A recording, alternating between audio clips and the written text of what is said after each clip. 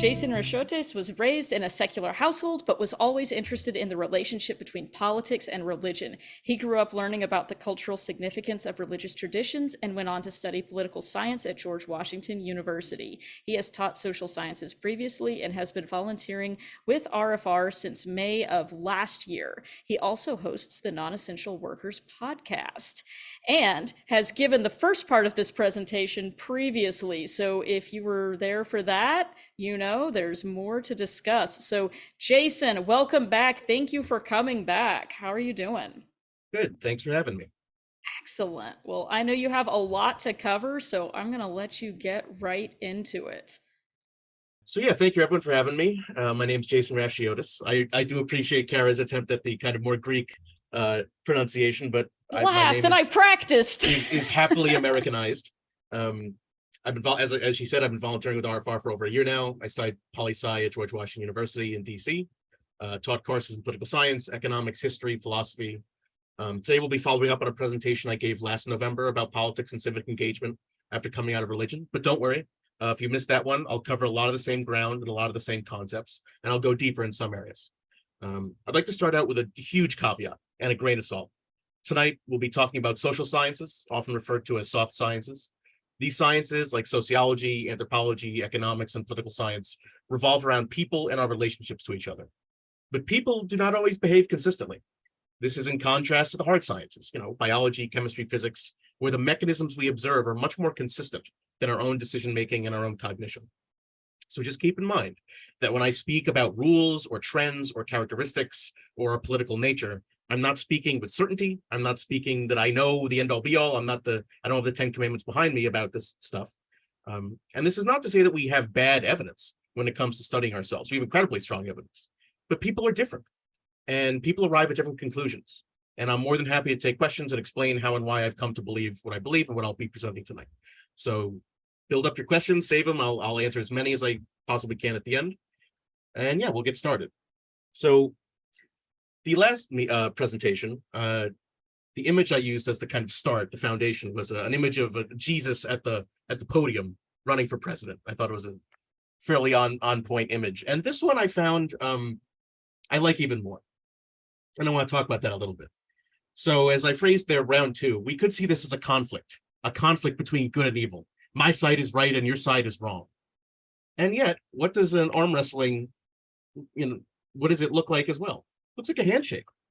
Maybe there is some consensus to be built. Maybe what look like opposite sides can get along. Maybe there's a lot of common ground. Maybe, not everything is initially as it seems. So with that, I think we'll kick off. So, like I just kind of did at the beginning, I want to acknowledge my biases, and I want us all to be able to acknowledge all of our biases. All of us come from different points of view, different backgrounds, and we have lived experiences. One of the major things that inhibits political progress in any direction is when people hide their biases. Having a bias is having a perspective. It allows you to contribute. It allows you to find people who agree. It allows you to realize who you disagree with. So don't be afraid of your biases. Examine them, criticize them, understand them, but don't pretend you don't have them. That's a central point I want to get across in this presentation. So as I said, we all have biases. Biases are not intrinsically bad. They're not something to feel shame about. They're shortcuts to solve problems faster and make decisions easier. They do have flaws and blind spots, and they can misinform us or lead us towards faulty assumptions. But as I said before, they really prevent us from working together with people we agree on towards some goal. And neutrality for the sake of neutrality doesn't accomplish anything. Sometimes things are black and white. Not everything is gray. Some answers have discrete true answers, and pretending, no, I can't really say, I have no opinion on this, does more harm than it does good. Remember that not taking a side is de facto taking a side. It's taking the side of whatever the current status quo is. So you shouldn't feel afraid to have opinions and to make them known and to examine them and introspect as to why you feel the way you feel. I want people to better understand how they feel. I don't want people to hide from their beliefs. I want you to own them the same way I will own mine tonight. Okay, so let's move to the big concept that religion is itself political. Religion is not apolitical. I talked about some examples last time where there's some evidence of that. But religion, like any other human organization, mobilizes people. It acts on institutions like the government. It coordinates. It channels resources. It exerts influence on the world. It establishes ground rules, how we should act in our daily lives and how we should act around other people. It's a big social experience of being a part of something greater than yourself. It's got clear goals, a plan of action. This is politics. Politics is not merely who do you vote for. Politics is a much larger realm about power and influence and people working together. And religion falls squarely in that realm. Let's discuss then the role of power in all of this. There are two major kind of spheres of how power is accrued and gained between people, but it's not purely black and white. So here I'm going to discuss persuasive or convincing power, your ability to convince someone with reason or arguments or evidence, or maybe not great evidence like emotional appeals or individual testimony. But the ability to convince someone to do something, especially something they wouldn't have done otherwise, is tremendously powerful and impactful. It's how people built societies. It's how we use tools. It's how we've evolved and progressed to the civilizations we have these days. But what underpins the ability to persuade or convince someone is a reliance and an assumption about the importance of certain things, like logic, like evidence, like reason, like argument, that these are effective and useful tools to get people to do stuff. And on the other end of that coin, there is coercive power, the ability to make someone do something that they might not want to do, especially physically. Strength here is kind of a euphemism for violence. And once again, coercive power relies on a whole different set of assumptions. That hierarchy, social control, and effectiveness of force and violence is what will get things done when push comes to shove. Now, these are not mutually exclusive, but like I'll show here, they're often kind of on a spectrum. Power is not totally binary. There's degrees of participation. And it gets a little more complicated with people because we don't all come into the world at the same point, the same place. We might inherit a relationship to a system or to a religion, and we may not be able to articulate our objections. So here's an image that is often used in the context of consent. But I think, as you'll see, it applies to a lot of human connections and a lot of human relationships. So power is not merely, oh, I'm wholeheartedly agreeing to do this versus I'm being forced against my will. There's a whole kind of range of cooperating, complying, doing stuff begrudgingly, and that power between people, that dynamic is a complicated relationship. In fact, there's a line here, there's a quote that is quoted heavily that goes something like this: everything in human life is really about sex, except sex. Sex is about power. And that kind of brings us back here, which is, there's some evolutionary evidence for that, but that ultimately trying to get people to do stuff, trying to mobilize people, trying to get people to accept what you want to do, that's a big part of how we organize society. So let's now talk about how we root and ground that society. For a large period of human history, the logic, the assumption that undergirded all of society was that there's a divine will, there's a divine right, there's a divine command that underlies everything we're doing, the whole project of being a human. And here I'm describing this as authoritarian in as descriptively and non-judgmental a way as I can. That revealed scripture operates under the assumption that values are unchanging, especially the God's values, and that they are the will of the higher power. We simply obey or disobey. We either follow the authority or we do not. Things like divine command theory come out of this. Hang on, Jason, I think you got muted for a second there. Can you unmute? Oh, sorry about that. That's okay, it happens. What did people miss? You were saying about divine command theory, and you were starting to mention might makes right. Okay, sorry about that. So yeah, as I said, divine command theory really comes out of this idea, and even farther by extension, might makes right. That if God is the strongest, that ultimately he's the one who's the most right, who can enforce his views the best. That's why I'm calling it authoritarian. And that even further by extension, we should be so lucky and happy to be allowed to exist. That praise and worship of this God. We should be thankful to this authority for letting us exist, for the miracle of our existence, that he gave us a chance at life. That this kind of prostrating of ourselves, maybe was effective for a period, but it's got some real serious problems. Those in power deserve it, or they've earned it, whether because they were created that way, or they've got some divine right, or they've got the proper blood, the proper family. that these are ways to root power that are certainly effective, but lead to some problems. And so I want to contrast that with popular will compared to divine will. So the world we live in now, especially I'm assuming most of us are either in Europe or America, that modern democratic thought operates under a whole different set of assumptions, that values are very much changeable. They are not unchanging, and that they're debatable. They can be changed. They can be suggested. We can find better evidence, and that ultimately they're the will of the people, and the people are a constantly changing population.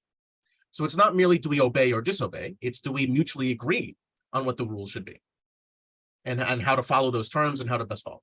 And this I'm defining as communitarian intrinsically. Once again, not a value judgment, just a description. It's based on a community as opposed to based on a single authority. So ideas like utilitarianism come from this, or rule utilitarianism, which I'll be happy to explain later if people have questions. It's something I'm a big fan of. Or democracy, or republics, or voting systems, or even further ideas like having a plurality or a majority, or caring about the masses, the vast majority of people, as opposed to the few elite, the few, with divine command.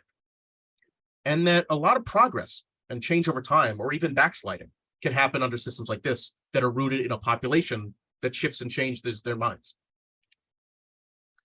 Okay, so let's move to another way that cultures kind of adapt and evolve, and where a lot of religious thinking has gotten us. So let's discuss honor culture, and by extension, purity culture, because I think these are largely two sides of the same coin. So under an honor culture model, which I do want to explain, that no country or system is purely 100% one way or another. And we'll see aspects of these in all of our cultures. But that under an honor culture model, there's a certain set of values, that personal reputation is the highest value, and it's necessary to be protected and defend yourself and others' social image from disrepute. Some things are worth sacrificing for. Values like chivalry or saving face are important measures of us that can be lost. They're ephemeral, but they're real, and that they're tangible. Some things need our protection because they can't protect themselves, and our self-worth is based on that honor, like other important markers of success. So the problem this often gets us into is that these assumptions, these kind of roles about honor and purity, are gendered, and they have other implications. So for example, the need to protect the purity of women or the sanctity of marriage, because women are weak and need protection from men, and that men use their force and their violence and their coercive ability to protect the right values. And this has been studied, that there is a tremendous link between honor cultures and overaggression and intense emotional feelings, and things like duels. And that a successful violent retaliation in the face of someone besmirching your good name validates your position in that hierarchy, in an honor culture where there's an established, strict hierarchy. And I want to read a quote here from an incredible article that I hope we can be able to link at the end. It's from a piece in The Intercept about Abraham Lincoln, who prior to becoming president, had a reputation of being quite the shit talker against his political opponents. And this was in a time where duels were not totally illegal in the country. And he was talking a lot of smack towards his opponents, and someone challenged him to a duel. And, Lincoln, he was a very tall, lanky guy. He was a good wrestler. He had confidence that he would be able to maybe win this. And he decided to choose swords as what they were going to fight with, as opposed to guns.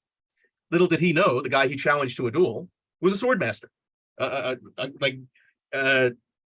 fortunately, as with a lot of these saber rattling, pun intended, most duels did not end with violence. Most duels ended up being mediated by some middle person, someone compromising, someone getting them to kind of both acknowledge and de-escalate the conflict between their honor being lost.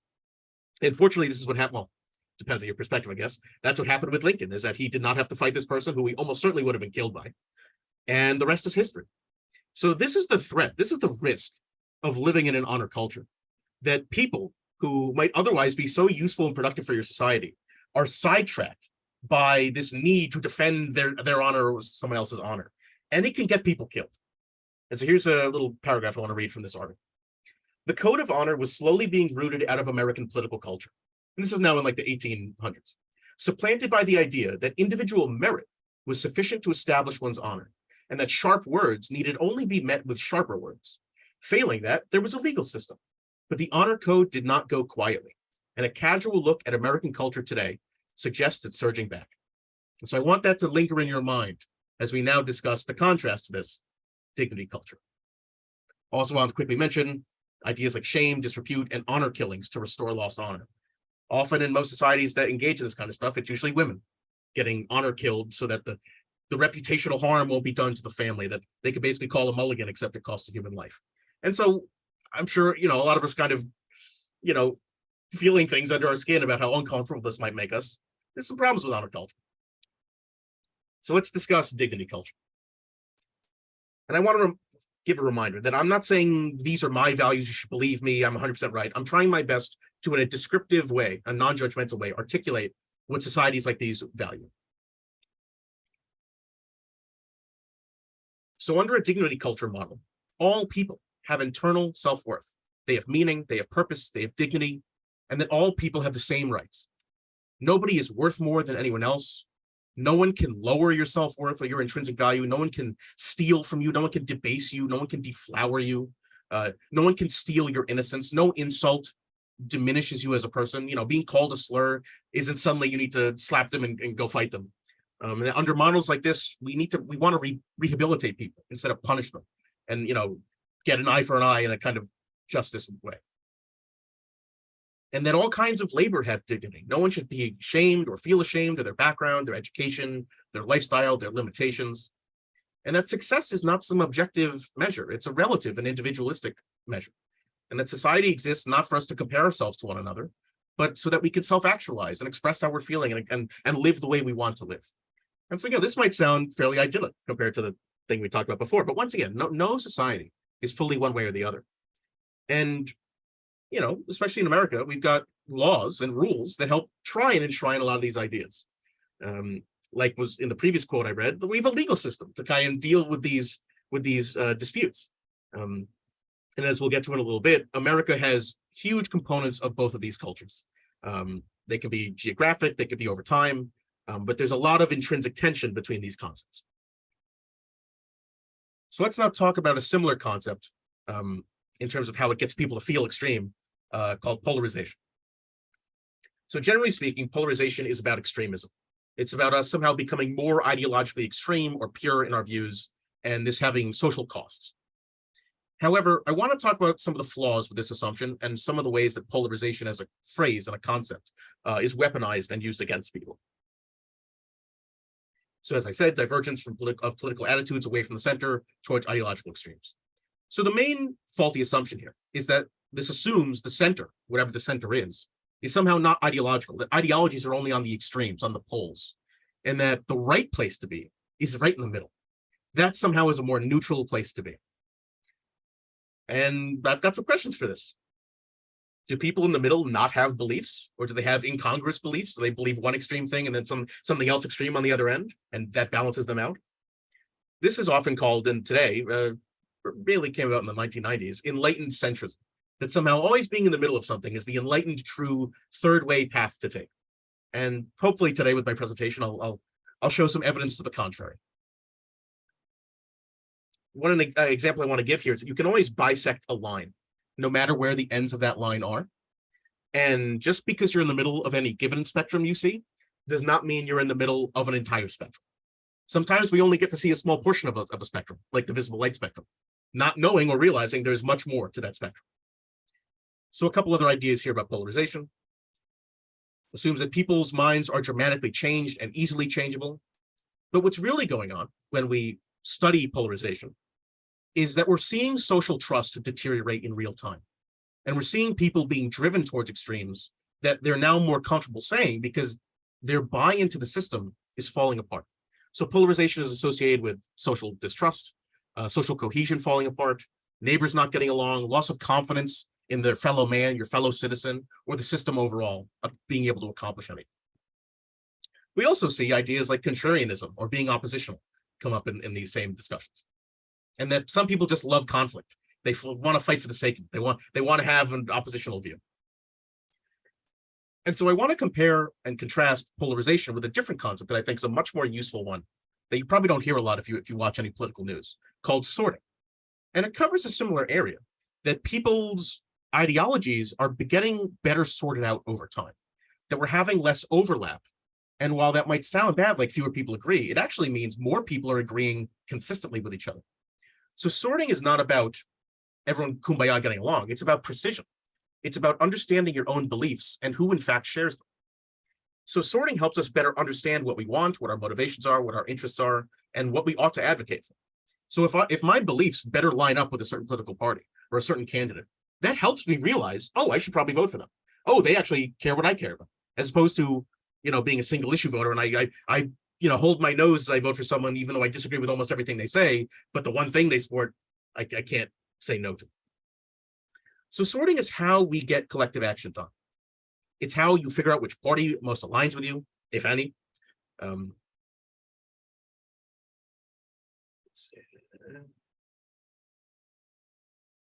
It just helps us move through this gridlock, because instead of being confused about what you believe and who your associates are and who you're trying to advocate for, oh, I'm on this side. Here are the things I want to work towards. Let's group up with the other people who believe the same thing. And it undermines an idea that we'll get to a lot later in the presentation called controlled opposition. So let's continue this idea of what is the influence on America? How has all this kind of helped shape America's political ethic today? So there's a lot of intuitive philosophy building on a lot of Western ideas from a lot of these thinkers that leads us to an idea and an image you might have seen before. I used this in the previous presentation. Most of us are likely living somewhere in the Western world. We've come from certain philosophical roots that have influenced us, shaped our lives, our culture, and our history. And I want to ask people if they've ever heard the phrase everything in moderation, or maybe they're a fan of the Goldilocks, the fairy tale. This image about the golden mean, the virtue continuum, comes from Aristotle and Plato and Socrates, the kind of early Greek thinkers. The idea that we can have deficit in certain area and excess in certain area, and that these are bad, these are unstable. This is seesawing back and forth between these extremes, that we really need to find the golden middle, the golden mean. And this, I would articulate, is where a lot of those ideas about enlightened centrism come from. That if you're too extreme, you're either like extreme deficit of something or an excess of something, as opposed to just extreme feelings. And that this image, this concept, this ideology, this philosophical idea has been manipulated and twisted and kind of bastardized in ways that we'll see going forward. So here's some examples of that. This political typology test from Pew research I showed last time, it shows this exact same spectrum breakdown, that there's an extreme left and an extreme right and a kind of middle where things are more reasonable. The same here with this one that's obviously a lot stronger in its imagery, about saying that only in the middle is where freedom is, and anything on the extremes gets us towards slavery. And then anything on the extreme right, for reference for people, in the rest of the democratic world, blue is usually the color of conservatism, and red is the color of left-wing ideologies. In America, we've swapped those, but it's complicated, not that important. So that's why we see monarchism and Nazism and fascism on the right end, and libertarianism, socialism, communism, anarchism on the left end. Once again, though, this spectrum, which is trying to just supposedly disseminate information, is giving us value judgments about where we ought to be. That's a problem in polling, if anyone's familiar. And here's another example that shows almost the exact same thing, that anything on the extremes is bad. Oh no, don't be extreme, just be in the middle. That's where all the good stuff happens. So I'd like to poke a hole in this and show what I feel is a much more accurate representational image of the real political spectrums that exist out there. So this image comes from a test called the political compass test. And the image, I've spliced two images here. The image on the left is where the candidates who ran in 2020 fall on these political issues and where they get aligned. And on the right, we have images of a number of other interesting countries in the world. North Korea is a little farther left than it really should be. The data we have from them is largely propaganda.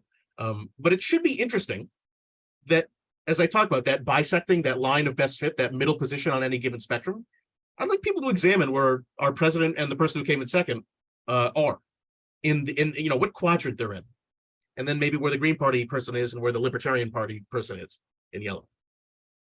So we see some interesting evidence about a couple countries in the world that are extremely libertarian, Uruguay and Switzerland. We see that Saudi Arabia, a country that we've got some pretty negative connotations with, especially about their religious human rights abuses, look kind of a lot like us. And that countries we think we are diametrically opposed to, like China or Russia or North Korea, are eerily close to us. I'll just put it that way. So once again, instead of injecting value judgments in what's supposed to be a descriptive, helping way to understand politics, like slavery or democracy, this is a format to describe different metrics, different measures being suggested. And there's another test here that I'll get to momentarily that explains this pretty well. So a last point I want to get to is that almost all American politicians fall in the top right quadrant of this chart. And just a reminder for anyone curious, that means right-wing authoritarian. Our most extreme Republicans and the vast majority of Democrats fall in the exact same quadrant of right-wing authoritarian. That might sound strange and bizarre, and I'll go on to explain that more. But we don't have a lot of loosey-goosey, hippies out here. Oh, free love, man, do whatever you want. Almost all people with power who maintain and hold on to the power in our system wield that authority incisively. So, like last time, I showed, and this is reference back to the earlier showing my biases. I take these tests every so often, and it's been 8 months, so I decided to take the test again. Now, on the top of the results, my personal results from last November, and now again, I took the test earlier today, and I took the images, and you can see where I've shifted or moved a little bit. Now, it's only been 8 months, and not much has changed, and it could be up to me, not clicking the answers as precisely, but I've shifted a little bit. But generally speaking, you can see that my values are the same, and that what I'm currently articulating to you is way out of the norm of what the average American politician or president is, or even what the average country looks like. So what I'm showing here is, my political compass test result, but also a test called the 8 values test. I strongly recommend both of these tests for everyone here to take. They're easy to answer. There's a good amount of questions, usually around 70 or 80, but they're well-written questions. Sometimes they're a little bit leading, and you might be aware of that, and that might influence your decision. But it gives you a really nice, interesting breakdown of what your actual values are. So if we look at my 8 values test, I clearly care more about equality on a kind of economic axis than free markets, or I care much more about the globe, the international efforts as opposed to merely American national efforts. I have an emphasis here on liberty and letting people do what they want, as opposed to authority and controlling and telling people what to do. And the same is true about progress compared to tradition, that I value progress and overall changing things and looking forward than relying back on old traditions. And once again, these are my values, but I'm not telling you're wrong if you don't have these things. These are descriptive. And so there's nothing wrong if you take these tests and you get totally different results. Once again, like I said at the beginning, having clarity as to what you believe and why you believe will only ever help you. It'll only ever help you vote more clearly, or think more clearly, or organize better, or facilitate efforts with people who agree with you better. So there's no shame in having a particular political view or being right down the middle, because it's hard to decide on these questions. There's nothing wrong with that at all. My goal here is to totally destigmatize people living out their political values. Okay, let's move to a little bit way of simplifying this. So the very short answer here, and my main goal is, I really want people to stop using a single axis spectrum. It's totally useless. It's worthless. In fact, it's often totally deceptive. Measuring merely one axis, left versus right, tells us nothing. Left in regard to what? Right in regard to what? Your social views, your economic views, your global views, all that stuff needs to be broken down. And that the more axes, the more variables you can measure, the more precise you'll get answers to what solutions there might be out there, or what political allegiances you might want to have. So like I said, the political compass test is measuring kind of 2.5 axes. It merges economics a little bit with social values. And the 8 values test has 4 discrete axes being measured. These are both far more accurate and precise ways to analyze people's ideologies and to not be afraid of them. Okay, so now I want to put some more caveats out there. I'm going to do my best in the next few slides to describe clearly what it means to be right-wing and what it means to be left-wing. And once again, words are not normative. They're subjective, they're changing, they're descriptive. I'll do my best to steelman everything I present today. And I'm not saying these are my views or you should have these views or not. I would just want to, for the nth time, say I'm going to do my best to describe these ideas as they currently exist. So, social order and hierarchy are the core values under a right-wing model. That social order is natural, it's normal, It's inevitable. Why even bother to try and stop it? And why would he even do that? Because it's totally desirable under a right-wing model. That to try and fight against our nature is fruitless. We should embrace it, understand it, and kind of maximize it. That our traditions are justified, and how things work in nature is a good model for how we should exist. There's nothing wrong with it. That our history is worth preserving and conserving.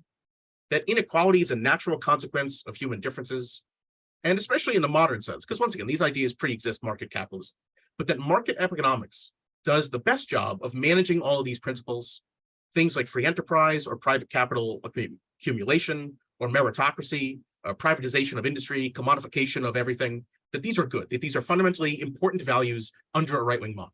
Once again, I'm not saying I agree with these, I'm saying these are what the values are of the right wing of the political spectrum.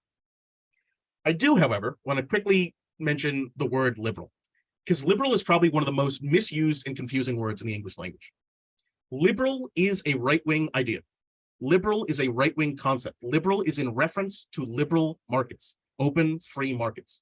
Now, in America today, we've usually just have cut off socially liberal and turned that into liberal. But that's different. That's new. That's change.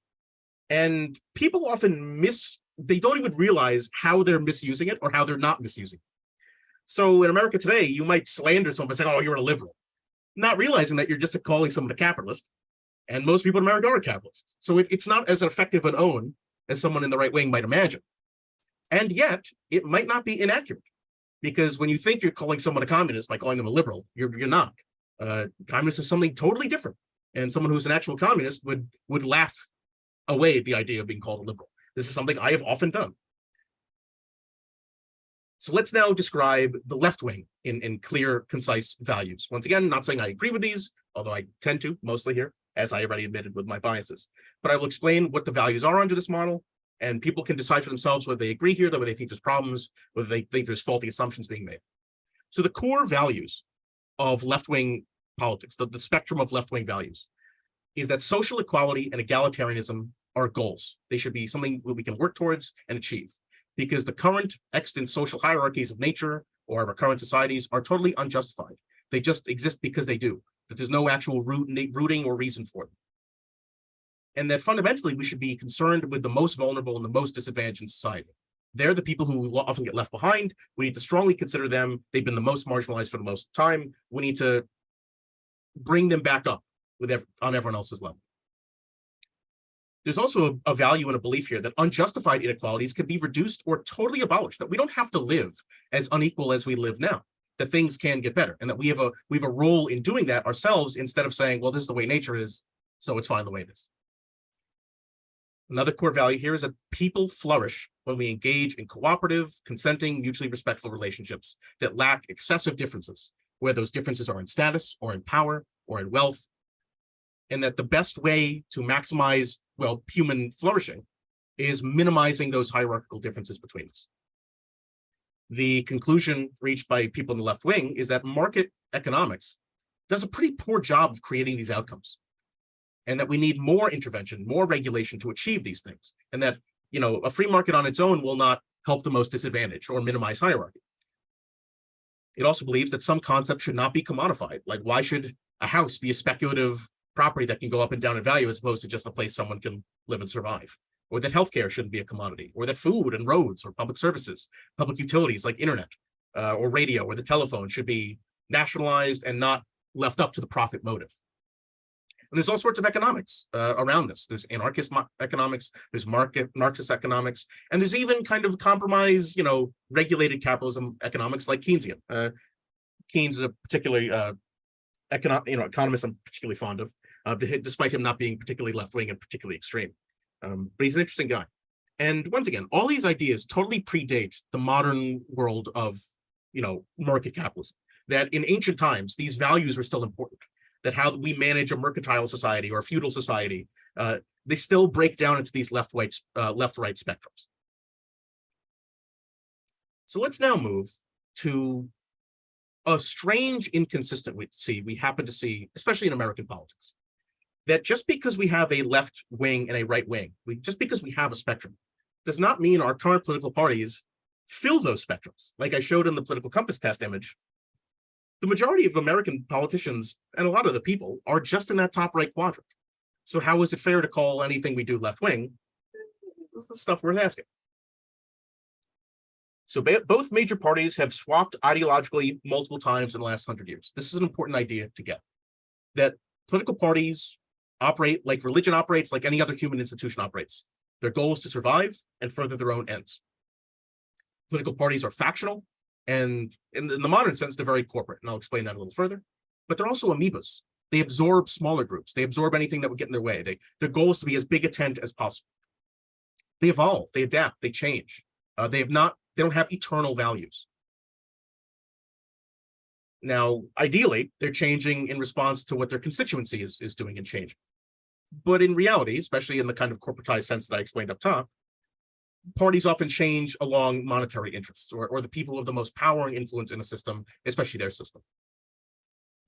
So like I said, the American political parties are in fact corporations. That might sound strange to you, but they are incorporated. They're not NGOs, they're not nonprofits. They raise money, they use that money to elect candidates, but they are corporate in structure. They have leadership, they have organizational structure to them. They're not exactly as we imagine, a CEO, a COO, a board of board of directors, but they have corporate structure. And in particular, we have a two-party system. Like I said, if we've got two amoebas that are constantly trying to be as big tent as possible, they will eventually crash into each other in the small area of them trying to absorb as many beliefs as possible. And there are advantages and disadvantages to having a two-party system. One of the things we know about them is that two-party systems tend to be very insular. They fight off outsiders or they absorb outsiders very well. They're very resistant to a third or fourth or a fifth party or some kind of other proportional system invading in their space. They create a lot of rigidity, a lot of gridlock, and yet they last a long time. They're durable. They might change, but they create an air of legitimacy that it will always be this team versus that team. Sometimes it slows progress, but also it sometimes minimizes regress and prevents massive backsliding of particular values that both parties kind of have locked in. Sometimes, and occasionally, parties do dissolve, or they fulfill some kind of purpose, their goal for existing, and they move on.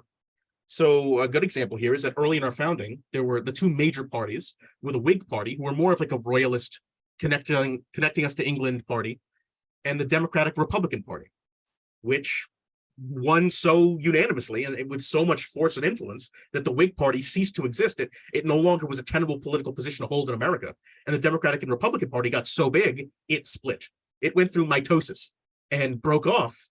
And the people who were now agreeing that democracy in its forms are good now had more infighting to do now that they were the only two parties again. So, for example, Jefferson led the Democratic Republican Party, and there was a split at some point. It's too complicated to go into. If you want to look up the history, you're more than welcome to. But that these parties shift and change and morph. They are not some eternal, permanent state of being in the world. So once again, for the millionth time, here's my caveat. I'm not endorsing or saying they're great or they got everything right. I'm trying to do my best to describe these parties as they currently are. It's very important to remember that the parties have changed a lot in recent history. And I'll explain partly why that happens. The first most important idea I want to get across to people, like I showed in the political compass test, is that both political parties are capitalist. They both fully endorse market economics, private accumulation of wealth. And I'm not saying that's good or bad. Both parties happen to agree on this. And they vociferously fight off anyone who wants to change the party to do otherwise. The Republican Party in particular happens to be heavily religious. That we can track to certain figures and events and linking up of populations. It's disproportionately white and male. It's also disproportionately a kind of strange tent between rural poor and business elites.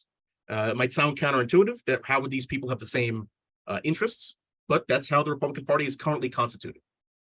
And that when it comes to economics, the Republican Party publicly states that government intervention in economics is really bad. And that the fact that, they distrust the government to have any positive change on markets, and any amount of regulation is too much and getting in the way of the invisible hand. And so the government merely exists to facilitate and streamline this private enterprise because of, like I said before, in the right-wing values. The private enterprise, they feel, is the best way to get all these human goals flourishing. And yet there are some differences with the Democratic Party here when we see socially. That socially, the modern Republican Party feels the state does have a vested interest in promoting certain social values and norms, like our sense of national pride, venerating our history, maintaining gender norms, maintaining religious norms, protecting religious freedoms, conserving older values that were better for us, and kind of being upset at what they feel is the bad progress we've made over a number of years. And that ultimately meritocracy is what matters, that the content of one's character as opposed to the color of their skin, an MLK quote that people on the right tend to really like to use, is really what matters when it comes to our society. I want to give another example here that I think will be really illustrative for people. In 2008, we had a presidential election. Barack Obama became our president. And every 2 years, we have midterm elections. And so in 2010, there was a massive pushback, a big Republican Party pushback, and we got the Tea Party. And one of the central figures in the Tea Party is this guy named Ted Cruz. Ted Cruz was, elite, educated, went to Harvard or Yale. I don't know. It doesn't really matter which one. But he was seen as extremely conservative, very right wing, and he was really pulling the Republican Party rightward. He rode in on that groundswell of grassroots support for the Tea Party, and became one of the most extreme Republican congressmen we had at the time. And today, 15 years later, he's still in power. And Ted Cruz is considered a moderate establishment Republican. People viewed him as the reasonable choice compared to Trump, who was the outsider, and that Cruz was now the insider. And so this gives us an example of just how quickly political parties can change. That someone who's considered extreme right-wing, outside the norm 15 years ago is now considered normal, middle-of-the-pack Republican. We will see a similar effect in the Democratic side as well. So let's talk about the Democratic Party. And once again, I'm not trying to blame anyone for how you vote. Obviously, I vote a certain way. We've got limited choices. So I'm just going to do my best to describe these parties as they currently exist. Once again, first and foremost, capitalist. This is very important to remember. The Democratic Party loves money just as much as the Republican Party. They have very similar donors. They have very similar supporters. They fundraise in almost identical ways. And that there is no party in America that is trying to undo capitalism or break it apart or revolutionize the world. They're just not. It just doesn't exist. And if you've been told that, it's worth examining who told you that, why, what might they get out of that? What is this phantom that's always being told to us about the specter of this scary left wing coming for our American values? So similar to the Republican Party, there's some disproportionate demographic breakdowns. So the Democratic Party is disproportionately educated middle-class white people. People who went to college, who have college educations. It's also disproportionately coastal, or people who live in cities, urban. It's also disproportionately female. And there's also a disproportionate number of urban, poor, non-white people.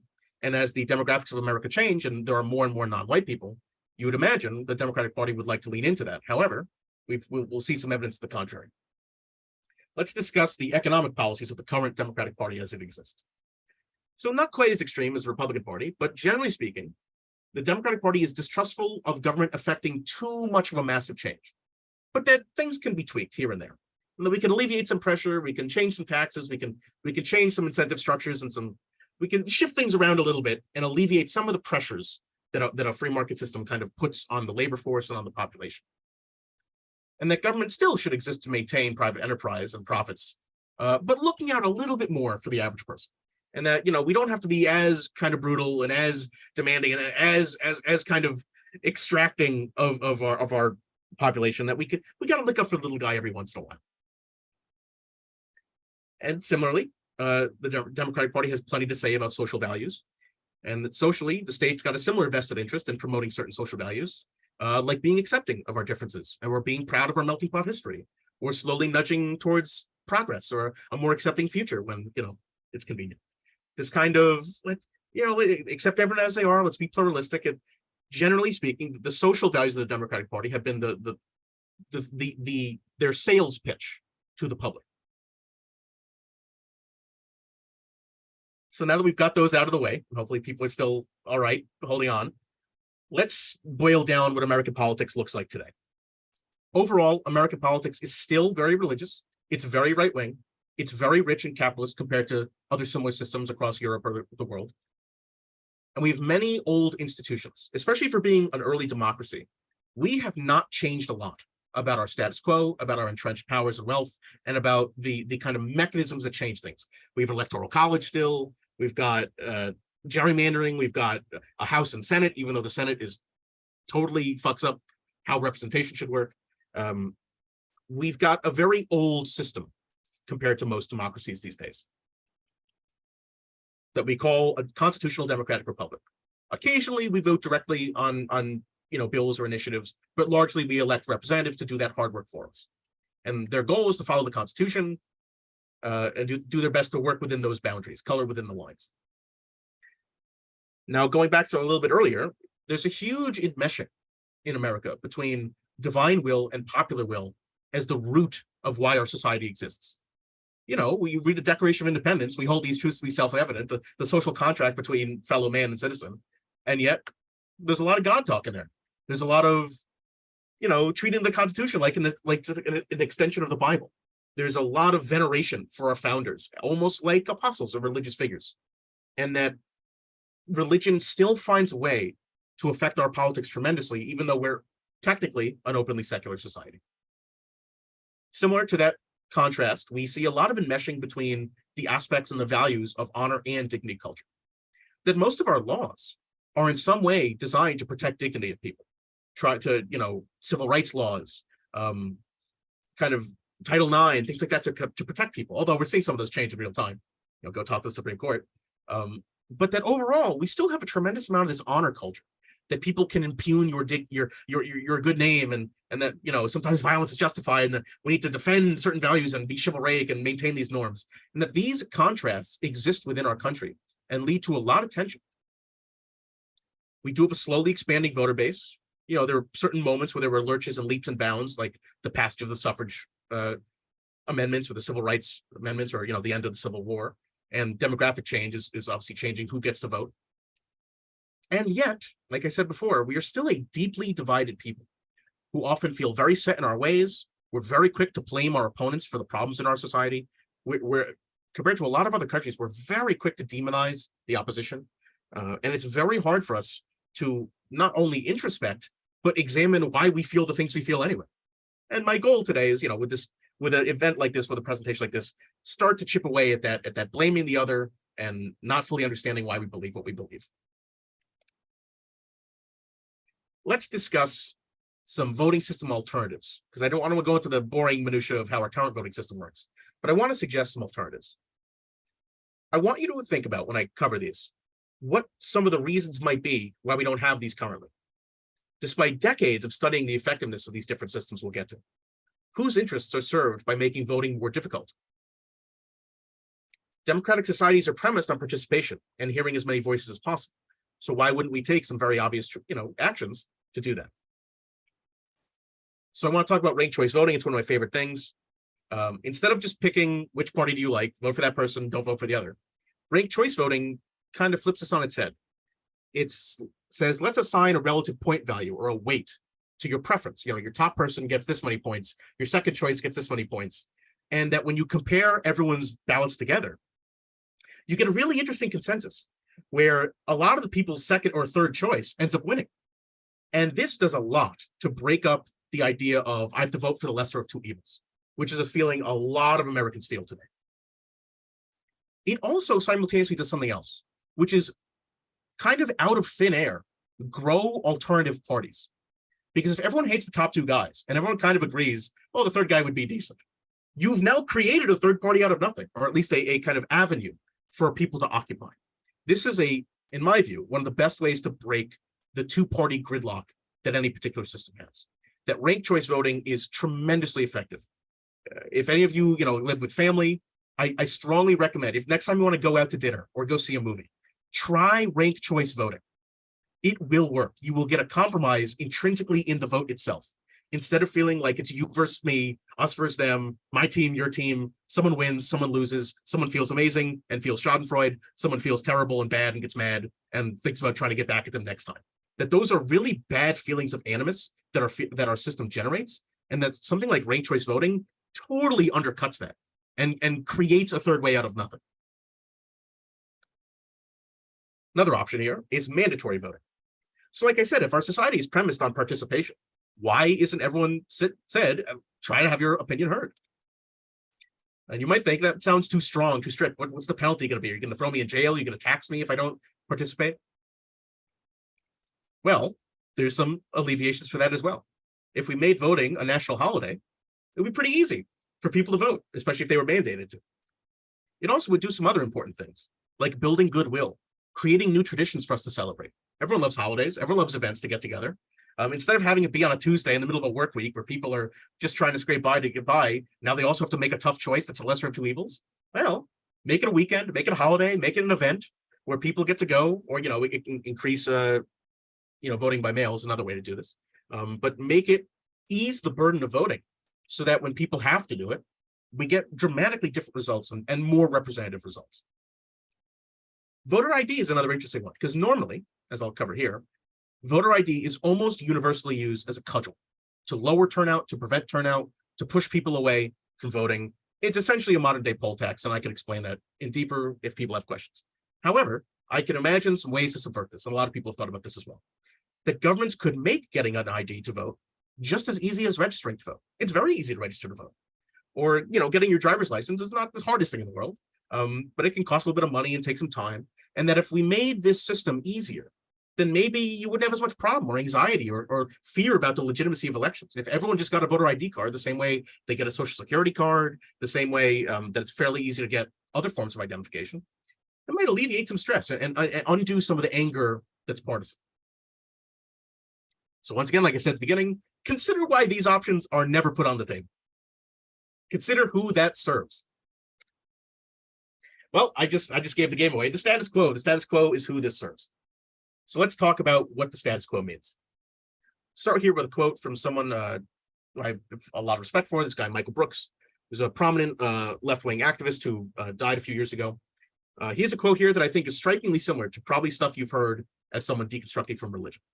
He says, "Be kind to people, but be ruthless to systems." And to me, this sounds a lot like criticize the belief, but not the believer.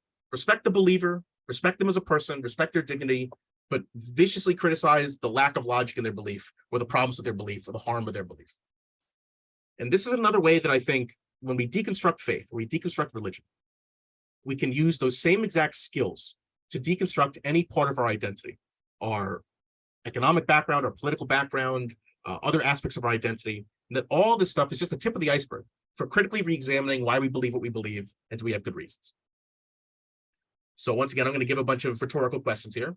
How does the status quo get maintained? Who does this? Why? What do they get out of it? How can it be changed? Are we just all agreeing to our current circumstance or terms of life? How do we fight back? How do we want to change? If we were able to, how would we change the status quo? So let's talk about some of the things that keep the status quo as is. The two big ideas I'll be getting here are ignorance and apathy, and there's a third one called cross pressure. So the key idea with ignorance is that people just aren't aware. They don't have the education, they don't have the time, they're not, they might otherwise be interested, but it's just too much work. They don't know where to start. They don't have the resources. It's overwhelming. It's a headache. It makes you feel attacked. It's overwhelming. The prospect is just too much to deal with. That if this is for the nerds, this is for the wonks, this is for the people who love politics that get involved in. It's not for me. It's too much of a burden to take on. And just being ignorant of it is bliss. Once again, that is music to the ears of those in charge, those that maintain the system, because the fewer people that care, the fewer threats to change things. Now, in my view, what's a little bit worse than ignorance is apathy, because ignorance can be changed. Someone can be inspired. Someone can change their circumstances and get the means to care more, to become an activist, to get educated. But apathy is a little harder, because apathy is intentional. No, I don't care, not my problem. It doesn't bother me. I mind my own business. I don't care what other people are doing.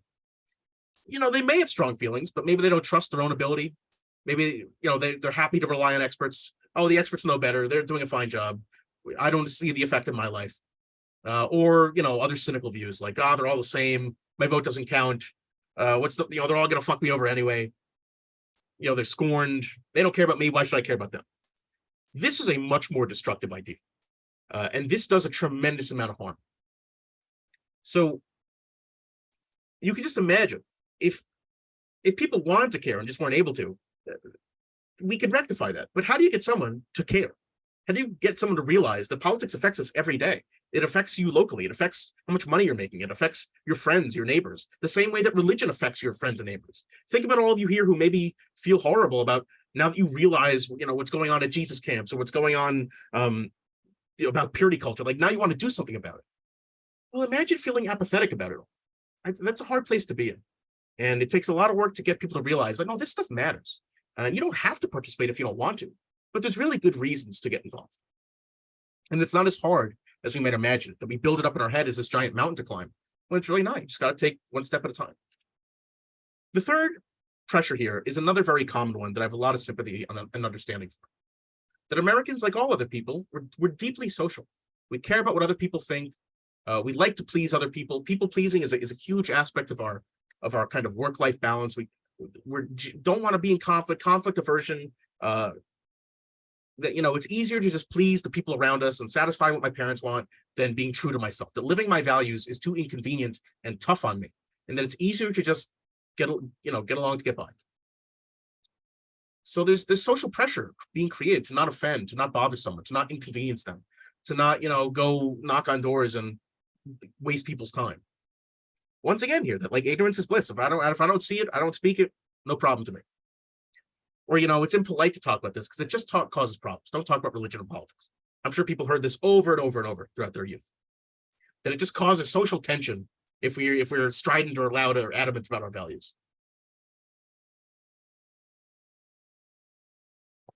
There's also an interesting contrast here that most people, while they want to get along, it's strong contrast with a number of other important aspects of American individuality and of our kind of ethos, that we're a country that praises and rewards bombastic people, overconfident people who, oh wow, how did they broke that taboo of don't talk about politics and religion? They must know what they're talking about. They must be smart.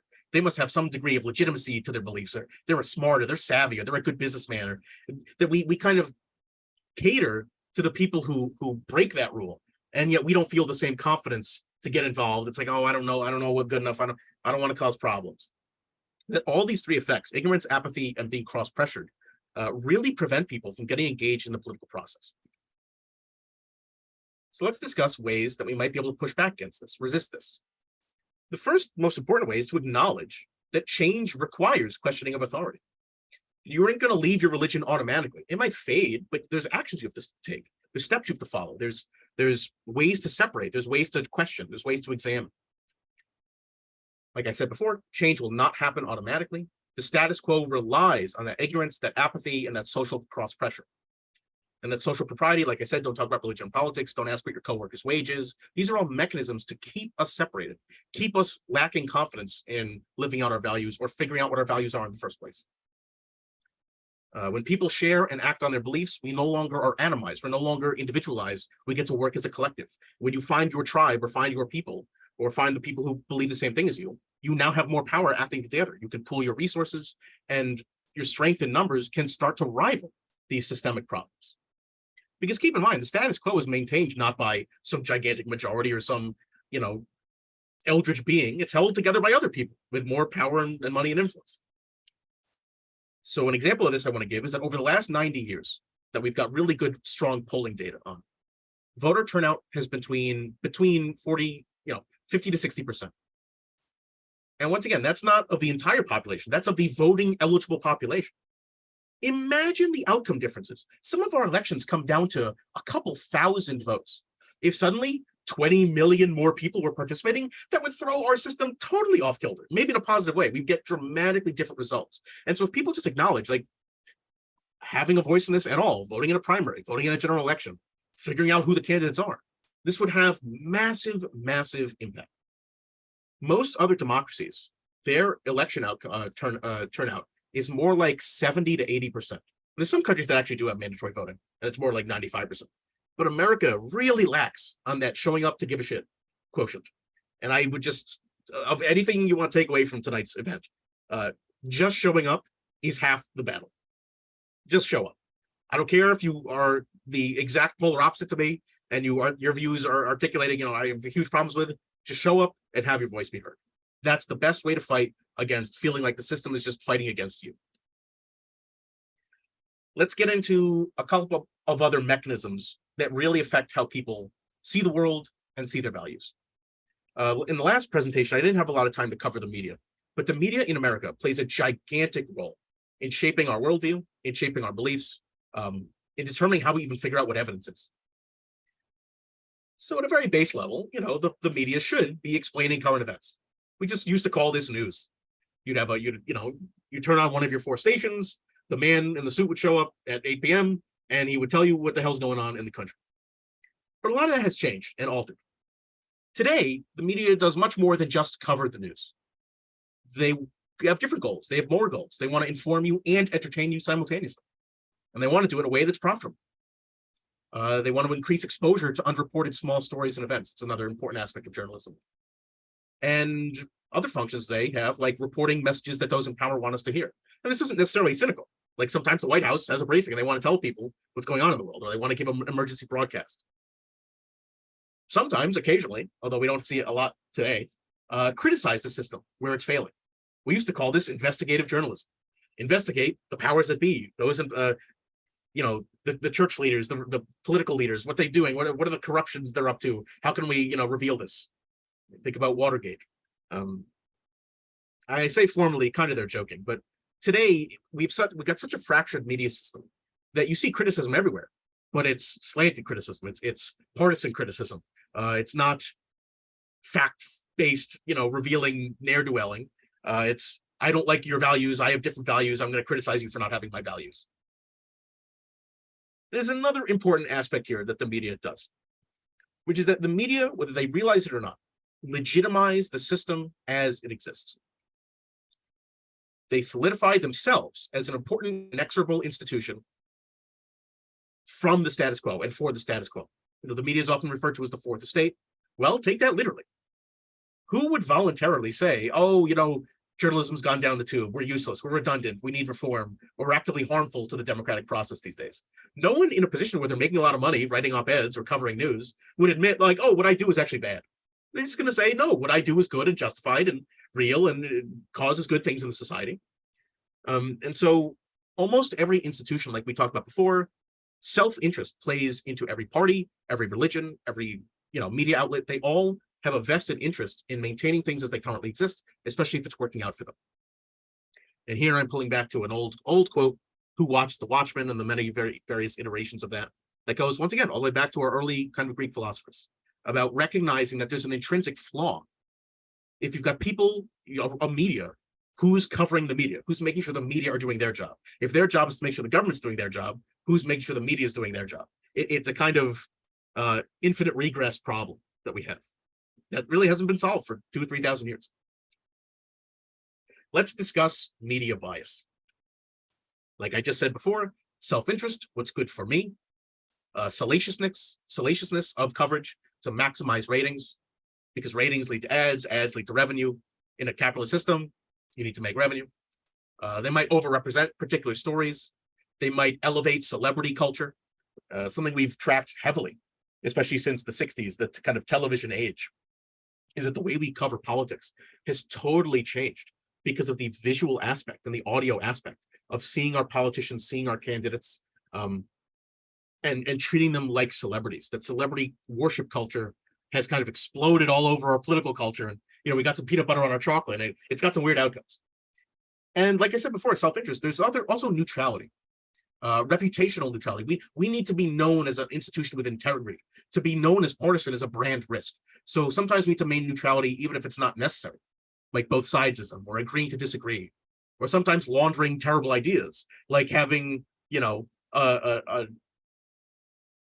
environmental scientist debate a climate change denier and presenting these both as legitimate positions to hold. And once again, like I said, having ideological preference. Hit pieces, attacking your foes, yellow journalism, muckraking, slandering your political opponents. This is all stuff that the media does, and that these are all various biases. Like I said at the beginning, not having a bias is its own bias. Media is guilty of all of these things. And once again, we shouldn't blame them. The media are run by people. People have flaws. We all succumb to our own kind of interests sometimes, and it's important to imagine how would we do this better? Okay, so this might hurt some people. If you've ever seen this chart, once again, for reference, this chart is bad. This chart is objectively wrong. This idea, once again, is that the middle is somehow correct. And I don't know if people can see it very clearly, but I want us to examine the y-axis of this graph, okay? We are measuring 1, 2, 3, 4, 5, 6, 7, 8, 9, 10, 11, 12, 13 or 14 variables on one axis. This is garbage. Total garbage. And yet every day you will see posts, oh, you got to check your media sources, you got to be aware, you got to avoid the extremes. Total hogwash. Nonsense. Any other synonyms you want to come up with. Charts like this do tremendous amounts of harm because what do? They justify the status quo. They justify existing hierarchies, despite us all kind of living through normal life now and realizing things don't seem to be getting much better. Throw charts like this in the garbage. I will show you another example of this.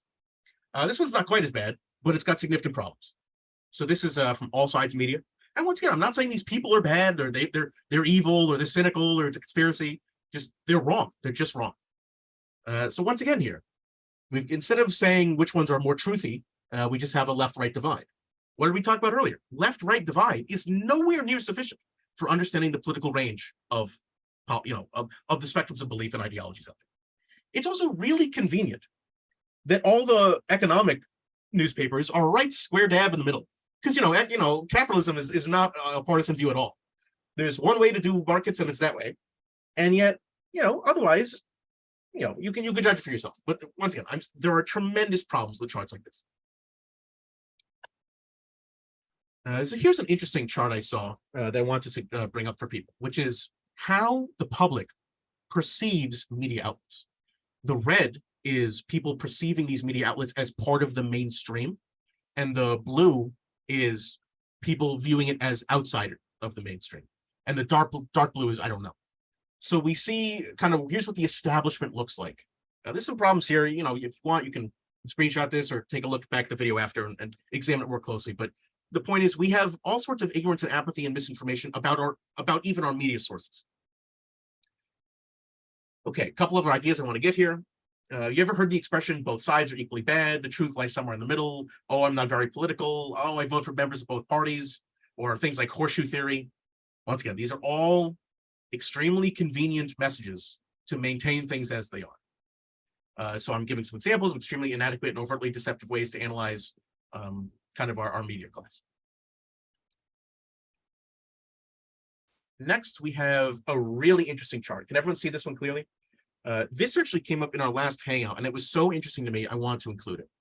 So we were having a discussion about death and how people die, and how do we kind of process that and filter that as a society. And so this chart comes from an incredible website, which I'd like to plug at the end, which shows on the far left here, the actual causes of death of people. Now, this data is a little old. It's from 2016. That's a little, for social science, it's getting a little old there. But the real data is that the vast majority of people at this point die from heart disease or cancer. Heart disease, we have a little more of an active role in because we're eating bad food and we're eating cheap food and fatty food, and that's killing us. But cancer is actually a sign of health and success for a society. It's a sign that you're getting to live longer. You're getting to old age. And so what are the other bars here being measured? Well, the one next to this is Google searches. So what is the average American public Googling when it comes to death? We see a shocking consistency, actually, that almost as many people are concerned about cancer as cancer is affecting. And yet we see a shocking amount of ignorance about heart disease. People are stuffing their face with a hamburger as they're Googling cancer, not realizing that heart disease is the thing much more likely to get them. But some other interesting data here. Look how close road incidents are in actual amount of harm compared to what people think they are. And that stroke and diabetes and drug overdose, these are pretty close. That the American public is kind of on the ball, at least when it comes to this topic. Let's examine what the media thinks about this. So the two examples here given is tracking New York Times coverage and tracking The Guardian coverage. The Guardian is a newspaper in England. I will say, I have qualms about this, but generally speaking, people consider the New York Times and The Guardian fairly left-wing. And yet, some of the most left-wing papers as we imagine them, although they're not, Jacobin, which is openly socialist, Look at how much they disproportionately represent terrorism. Terrorism over here is 0.01% of deaths, and yet it is 35% of media coverage. What does that tell us? What does that tell us about our role in the world, how we view violence, especially violence of people who we don't like? Look at the difference between homicide. Homicide is 0.9% of deaths.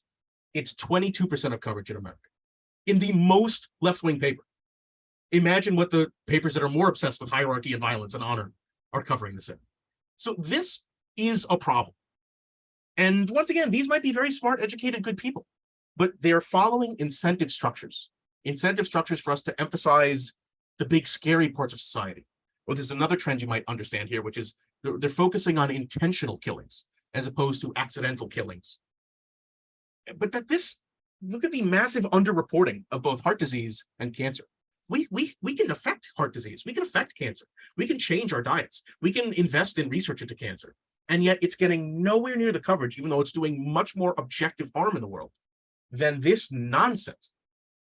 Something else to mention. Suicide is a particularly important area of subject and to study, because what we know about suicide is that the more you cover it, the more you actually indirectly promote it. It's a real problem. It's a real problem in media coverage, in fiction, that like when shows discuss suicide openly and genuinely, suicide rates go up. It's a really fucked up thing. It's a really tough area to study.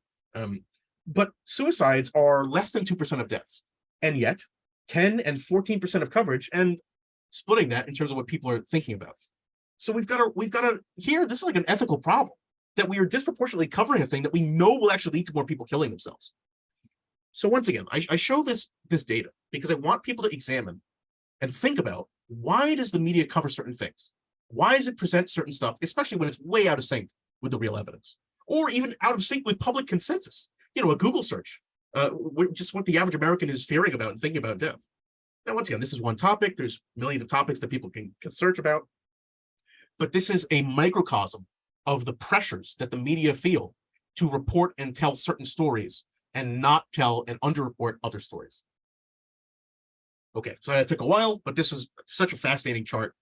I strongly recommend going to the website of this. I'll definitely link it at the end. Some of the best interactive data I've ever seen. It shows a tremendous amount of progress we've made on this particular subject in the modern day, and yet the media kind of fails to capture the essence of the story. Let's discuss some other tactics that undermine dissent and undermine, dealing with the status quo. There's some complicated topics here I'm going to get to, so bear with me.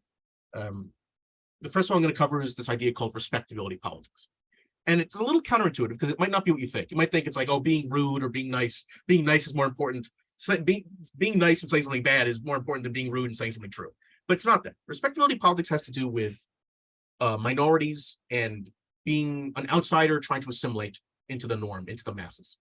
So respectability politics is shedding the inconvenient parts of your identity, whether they're social or cultural or political aspects, in order to fit in with the majority. A space where we see this a lot is in sports. A lot of professional athletes come from poor, impoverished, maybe Black backgrounds.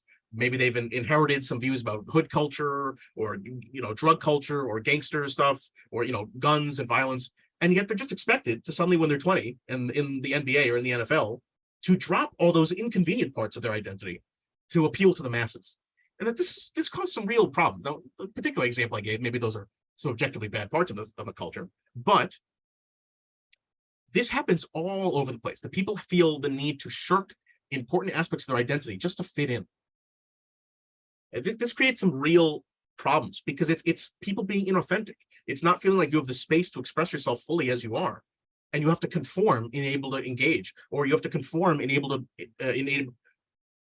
to be basically upwardly mobile, to be socially mobile, and that you have to compromise and sacrifice parts of yourself. You can't be your full identity. I can't be openly atheist if I want to, progress in the world. Well, the goal is to undermine these ideas, undermine respectability politics, because it does a lot of harm and it prevents people from being authentic about their views and living honestly. Another idea here I want to get to is called concern trolling. You've probably heard this. It's a little bit of a complicated idea, though. It's that people disingenuously expressing concern about an issue in order to undermine or derail a genuine discussion. One of my favorite go-to examples of this is someone like Joe the plumber. who's this, oh, I'm just a small business owner and I've got real problems with the policies you're promising on the campaign. It's like, no, you're bullshit. You're insanely rich. You're not some innocent, well, I'm just a blue collar worker. You run your own business. You incredible amounts of extractive profit. And you're kind of being deceptive about your concerns. This also comes up when it's like, someone's trying to articulate a view and you're like, well, what about the kids starving in Africa? It's like, we can be concerned with multiple things at once. Trying to delegitimize a conversation by always saying there's a bigger thing to be worried about really breaks apart like having these kind of open public discussions. The other example here is, speaking of awesome public discussions and bigger things to be worried about, we are getting close to the end of our time here together. We'll definitely do Q&A in the Hangout, but just wanted to jump in here and say it's almost time to wrap up. I'm getting pretty close to the end. I'm actually I thought you were. How much you've been able to get to. Awesome. So another example I want to give here is like anonymously tweeting as something you're not. So you'll often see tweets like, as a gay Black woman, this idea offends me. This company is making me feel bad. And the person is not that. We've seen this in the rise of basically bots and online trolls, that because anonymity lets you kind of bullshit, it dramatically overinflates this effect. Concern trolling is rampant online, and it really kills discourse. Like I said before, whataboutism, responding to a critical point or an accusation with a counter. But her emails, what about the Joe Biden crime family? The problem with whataboutism is that, one, it doesn't address the original point. And two, even deeper, it assumes hypocrisy. It assumes partisanship. It assumes that the person your opponent is on the side of is also doing bad things and that they're just being inconsistent. That you're basically rooting for laundry. If both teams are cheating, when someone accuses your team of cheating, you go, oh, what about your cheating? And that you make excuses for your side and you're being overly critical of the other side. But this has blown up in the face of a number of people. Some examples, Piers Morgan likes to do this a lot. Fairly famous interview where he's interviewing someone who's actually very left-wing. Well, you're so critical of Trump. Why do you hate Obama? Or why do you love Obama? And the person goes, I don't love Obama. He's just as politically different from me as Trump is. And Chris Brown was like, okay, let's move on, because there's no comeback to assuming the same level of partisanship and assuming you're just as bought into the system as everyone else. And then when that's not the case, it's like, well, I have nowhere to go with this argument. So whataboutism is a horribly destructive distraction that we see a lot in our political campaigns and just in our daily consumption of this stuff. A couple other ideas, social impropriety. We talked about this a little bit before.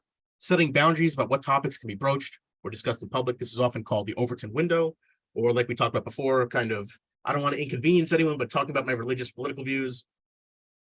It's impolite, it's uncouth, it's ungentlemanly. And last, tone policing, which we see a hell of a lot as well. That the merit of an argument is really contingent on the messenger. And are you being rude? Are you being friendly? That you're not a serious person with what you're saying. We only talk to serious people here. And serious people only operate in this small realm. And anything outside of that, we can delegitimize and say has no role. This happens a lot.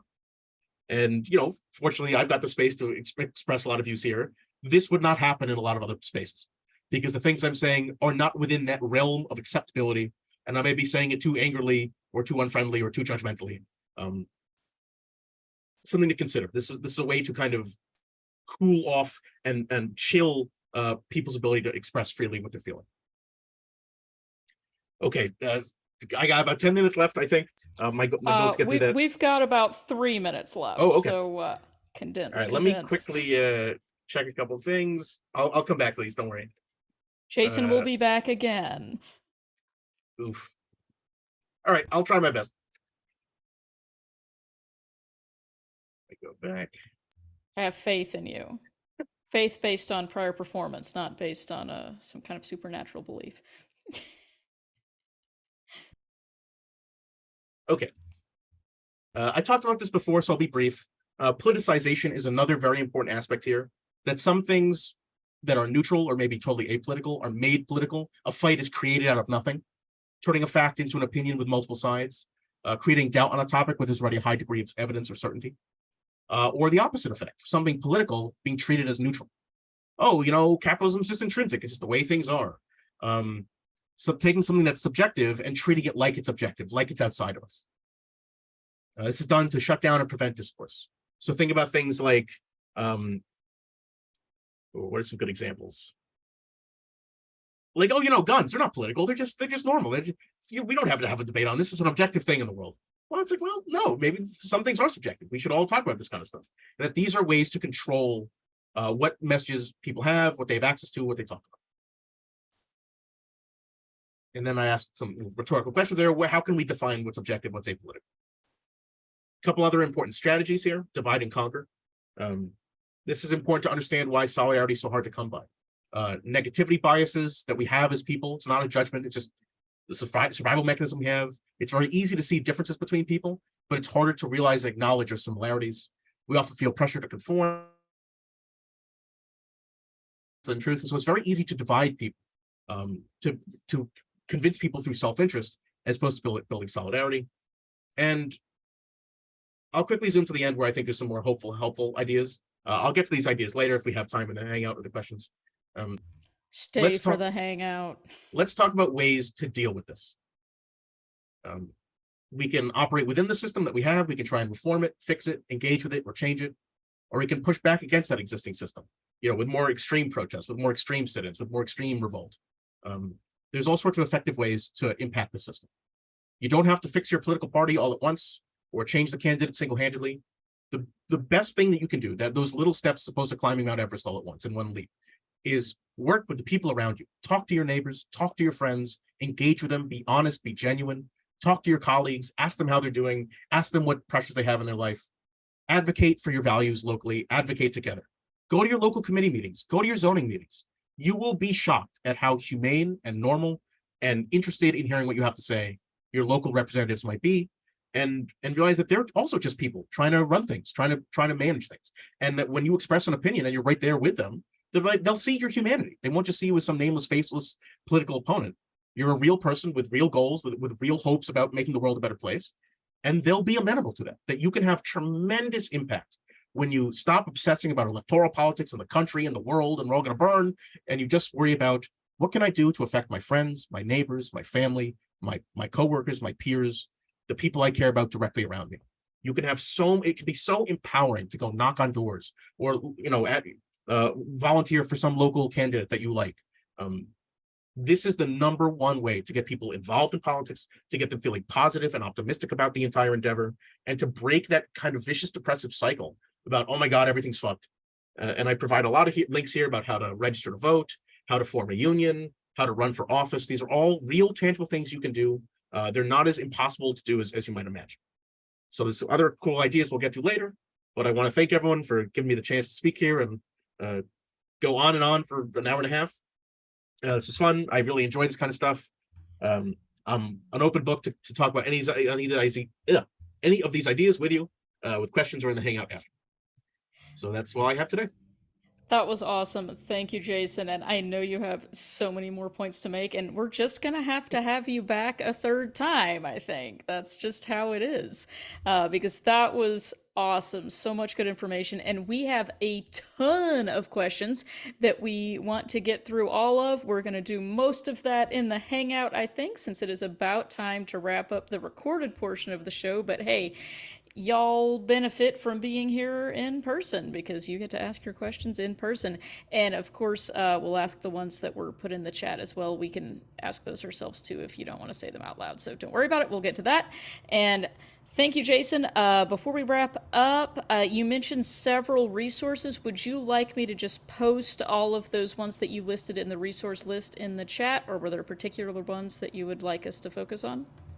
Just post the main ones that I have linked there. I'll when we after Darrel speaks, I'll post some more stuff directly from my presentation. Okay, all right. I will leave it to you to post the links while we do that. But I know you have a ton of them, and that was a lot of good information. A lot of people were interested in checking those sources, so feel free to throw those in there. Okay, and we'll go to questions here in a little bit in the Hangout. I'll just wrap up real quick. Don't forget to join us next week. Same bat time, same bat channel. We have Andrew Pledger next week talking about religious trauma, and all of our previous recordings, or many of our previous recordings, are available on YouTube and the podcast. And you can send questions, comments, or ideas for future shows to our email, RfRx@recoveringfromreligion.org. Don't forget to check the blog and the podcast and follow, like, subscribe, share, and do whatever else happens on the social medias. I'm going to drop all the links for our social sites there too: Facebook, Twitter, Instagram, TikTok. We're there. Come find us. It's good times. And I will real quickly launch the feedback poll, and then we'll bring on Dr. Ray to close us out. And if you stick around for the hangout, we'll talk about the results of the initial poll too. Okay, so the final exit poll, it's the same statements as always. The first one is, this program was relevant to me. Answer choices are on a 1 through 5 scale, with 1 being not at all relevant. And I am always curious to see if anyone ever sticks around for the whole program to choose 1, even though they felt it was not relevant to them. But it hasn't really happened yet. All the way through 5 being very much relevant to me. Question number 2, statement number 2. The speaker was clear and understandable. 1 being, as Helen says, banana phone, could not understand anything. And 5, very clear and understandable. Statement 3, I will definitely attend future programs like this, with 1 being, definitely will not. This was awful.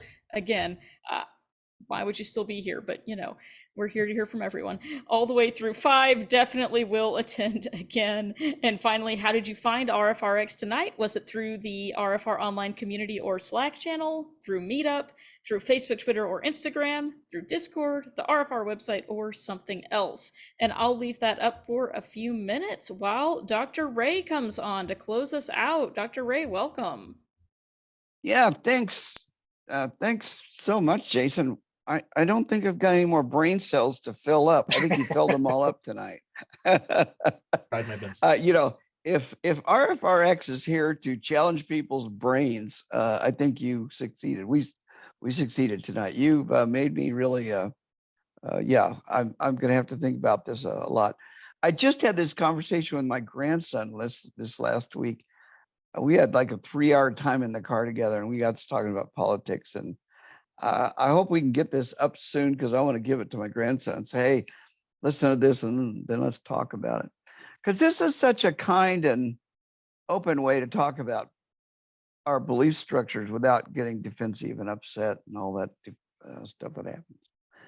Anyway, moving right along. I hope you guys appreciated what Lindsay did earlier. The board has been talking to Lindsay now for like, I don't know, 5 or 6 months about this project, and we are excited about it. We are also aware that we need to kind of she has to have all her control, artistic control, on it, and we want it to be her project, but we are as supportive as we can be without jumping in the middle. I hope you guys will take a look at that and go back and send other people the promo video and donate if you can. It's really easy. Just go to that site and hit the button. And we've already gotten quite a few people donate, or Lindsay has anyway. And if you want to, I would say for tonight, if you want to donate to Lindsay and not to us, go for it. We will not hold that back. But if you want to donate to us too, we'd love to have you donate. And we certainly appreciate monthly donations from people. That helps us budget. And last, volunteer. If you think you want to help other people, or this is something that you'd like to try, we will train you. We'll do what it takes to help you be successful as a volunteer. And that's all I got, Brenda.